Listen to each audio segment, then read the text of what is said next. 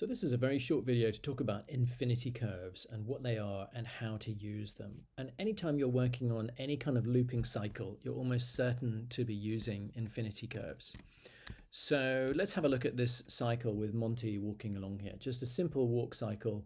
Monty's strolling along, and we want to make sure that the cycle is looping successfully and that all the bits join up so that there are no bumps and clicks in it, particularly at the beginning and the end. And the best way to do this is to turn on infinity curves. So if I click on the main Monty root control there and then go down to the graph editor and select my translate Y, I can see I've got a control curve here which is showing an up and down motion like this. But I might want to make sure that the join here is accurate. Let's say, for example, I had a join that looked like this, and that actually wouldn't be a very good connection. But I might not be able to see that very well without the infinity curves turned on. So the first thing I want to do is go ahead and turn on view. View infinity, and where's that? There we go. There's view infinity down there. So if I just turn that on, then I turn on my infinity curves, or at least I make them visible anyway. Now I haven't yet. Then I've got to go to the root control.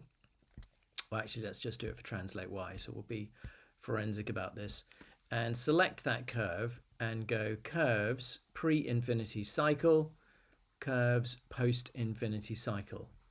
And once I've done that, I can see, if I hit spacebar now and hit A, I can see that Maya is now going to calculate that curve to infinity post the cycle and to infinity pre the cycle. And if I grab these handles, I can adjust them like this to make sure that my cycle is looping attractively and there won't be any bumps and annoying clicks in it.